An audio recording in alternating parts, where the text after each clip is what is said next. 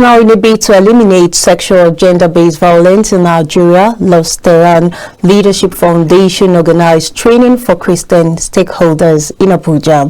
The training saddled with the responsibility to change the anomalies and put a stop to all forms of violence against women and girls.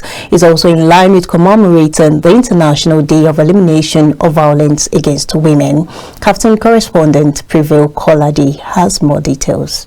An urgent call to eliminate violence against women have garnered Christian stakeholders for a 4-day training in Abuja. The training, organized by Terra Leadership Foundation, had stakeholders list various challenges that lead to sexual and gender-based violence.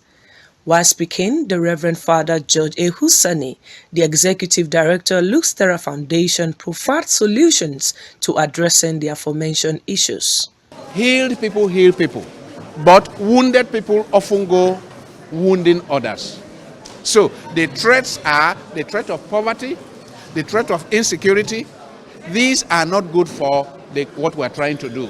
Poverty and insecurity and poor education and so on and so forth. They are a major threat. So when Nigeria improves in terms of the economy, hopefully the problem of violence at all sectors in the society will reduce, including domestic violence and sexual-based violence. Our traditional rulers are becoming educated, and they know these things, and they wouldn't want their daughters to suffer sexual and gender-based violence. So we can actually recruit a lot of traditional rulers into this campaign, and many of them will do very well in their domain. Reverend Father George A. Husani also highlighted the impact of constant training for youth to avoid SGBV daring. We have to keep pleading with people who are going into marriage. That's where to begin. People going into marriage, to train them properly. Churches should not circumvent. They should have strict policies on premarital formation. And not only once. You train people before they go into marriage. You train people before they have their first set of children. You train people when their children are becoming teenagers. So it means churches and society in general must invest in training people at every level. Reacting to various challenges posed by the society on SGBV victims, stakeholders stated measures the government are taking to curb SGBV in Nigeria. The root cause of gender-based violence is inequality. The root cause of gender-based violence is negative social norms, religious and cultural narratives that make it okay to harass, to intimidate, to beat, to rape anybody that is weaker than you. Femi Falana, Senior Advocate of Nigeria, has been consistently saying that our problem in this country are not the laws, because we have some of the best laws in the world.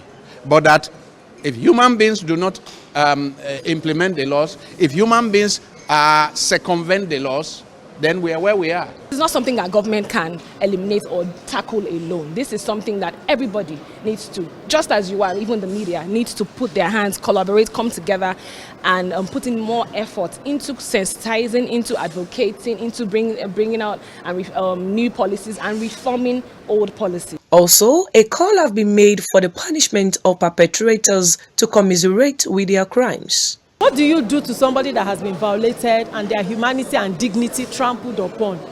And the person has to wait for 3 years for justice to be served. And that's why I'm happy that the federal government is not talking about rapid court cases, and SGBV cases, and courts, and mobile courts, special courts for GBV cases. The second thing is that there are really no opportunities for redress. The sentences are sometimes can be somebody rapes and kills a girl, you give him 11 years. In 11 years is out.